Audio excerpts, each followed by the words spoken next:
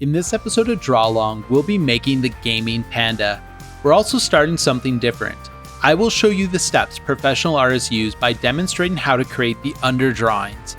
Following this, we'll be making our drawings look more polished by drawing darker lines over top. We should have something really cool by the time we're done.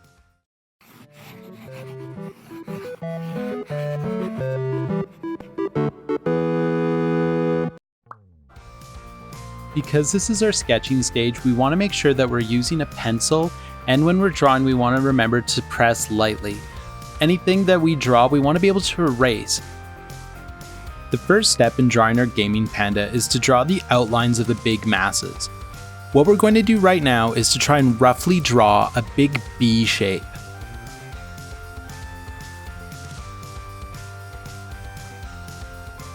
In order to get better at drawing, we want to think about what we're drawing not as flat objects, but as objects that have some 3D form. So what I'm doing right now are drawing some cross sections. So the big line down the middle will kind of show the middle line of the panda. The line going across the top will be sort of the center line of the head where we can line up the eyeballs. Try and think about it like a bean that has been kind of like squished in the center. The next thing that we're going to do is create the front arm. We're going to try and remember that this will kind of wrap around the back a bit, which is why it's curved at the bottom. The other important thing to remember is that we're trying to practice drawing straight lines and not doing the little hash marks. So we're also going to draw the back hand here too, coming up, and we're only going to see part of this hand. To make the feet, we're going to draw some ellipses to be the bottom part of the feet, and we're going to try and connect those to the body using some unusual shapes. So we can start by drawing the top part of the feet and try and connect them into like a bigger leg. Now we're going to use those two cross sections that we drew to help us place the eyes. If you'll notice, I'm kind of placing one eye a little closer to the center than the other, and I'm doing that on purpose because of some foreshortening, and also when I'm placing the pupils or the circles of the eyes, I'm placing them closer to the inside.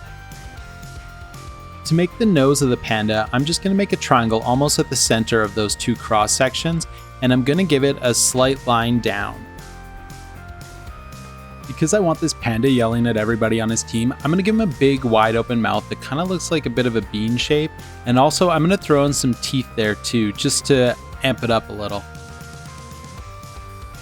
Now we're going to draw his tongue. I normally start by doing a quick arc and then another one that looks a bit like a question mark on top of that one. The one thing that I love to give my character some personality is some eyebrows, and how we put them on kind of dictates how they're feeling. Also, I'm going to add in some pupils. In this step in our panda, we're going to draw an ear on the back side of the head, so almost think that part of it will be obscured and when we won't be able to see it. And we're just going to add in another little arc just to show the line of it. Now our panda is going to have one of his ears covered by a gaming headset, so I'm going to put a dome in there. I'm also going to draw a cross section in there just so we can think about it like it's actually a 3D object sitting over top of the head. Now we're going to draw the little foam that goes around the headset. And for that, I'm just going to draw some quick lines that kind of make a little bit of a perimeter around there. And I'm going to add some dash lines in there to kind of make it look like it's that squishy foam. To make the microphone part of the headset, I'm not going to start with the arm. I'm going to start by placing where I want this microphone to go and then draw back from there to connect to the headset.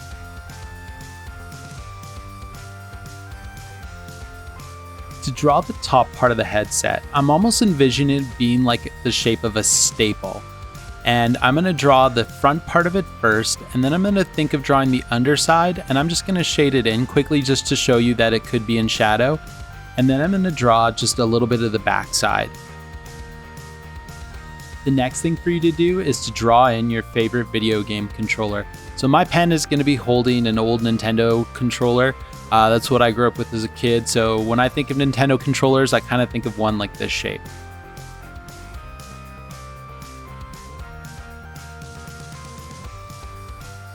Right now, my panda looks like it's really smooth, so what I'm going to do is go in over parts of my panda and add some little curved lines that look like fur. You can pick how many you want to do and where you want to add them, but I would suggest don't overdo it. Just pick a couple of spots. At this point, I wanted to add some extra details to the bottom of the feet, so I decided to quickly add 4 circles, so a large one at the bottom and 3 at the top to make the pads of the panda's foot. The very last step is to add the cord for the controller. Now it's time to start our darker line stage. This can be done a couple of ways, so sometimes when I'm just sketching, I will draw over much darker over my lighter lines with a pencil, or in many people's cases, they'll use ink over top of it.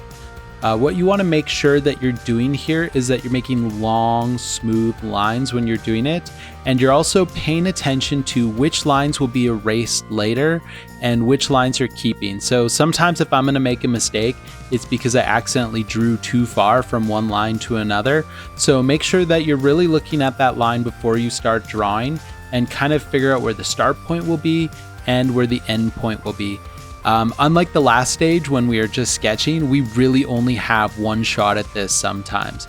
So unless you're on a computer and you can hit Control Z, you're going to be kind of stuck with what you put down on your paper. So make sure you're taking your time and make sure you practice doing long, smooth lines. So I've started off my panda, and you can kind of see right now that I'm sort of ignoring a lot of the lines, especially the ones that are in the headset. So sometimes when we draw lines for things that we're drawing, think of them as construction lines, so things that will help you draw them, but don't necessarily need to be in your final drawing. So we have a bunch of those in our drawing right now.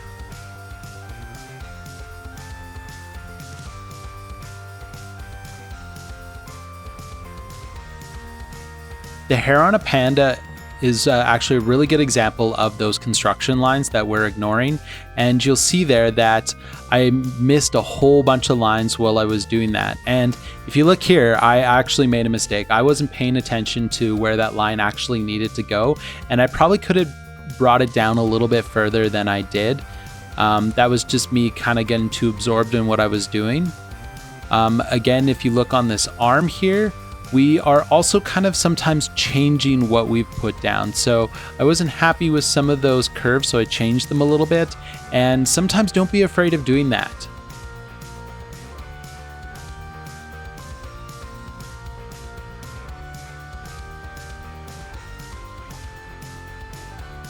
Right here on the arm, you'll notice that I wasn't actually happy with what my final arm looked like, so I actually changed it by making it look like I could see part of the arm go behind the body.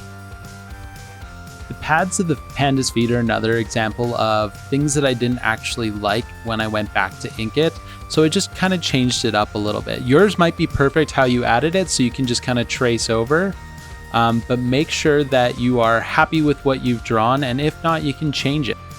And the most important thing about this process is to remember that most people who draw professionally don't just draw things one little segment at a time. There's normally tons of underdrawing going on. They normally wrestle with shapes and how to figure it out. This panda took me quite a few tries to get the shapes the way I liked it.